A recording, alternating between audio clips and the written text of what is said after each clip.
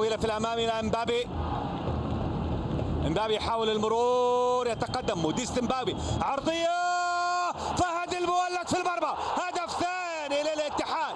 فهد المولد في الدقيقة 9، عرضية امبابي تنجح، تمريرة إبراهيم هزازي تنجح، وسط الضغط الهلالي يتقدم إبراهيم هزازي بكرة في الأمام لموديست امبابي. كلمة السر في الوسط الاتحاد اليوم، وفي الناحية اليمنى ويمرر كرة عرضية وسط، أيضا متابعة ضعيفة لدفاع الهلال، سواء اللاعب اوزايا دي باولا، وقبلها طبعا كان ماجد المرشدي، والكرة من فهد المولد اللي نجح في دوره كمهاجم وحيد في الاتحاد في هذه المباراة، ويسجل هدف ثاني في الدقيقة 9. هدف ثاني في الدقيقة 9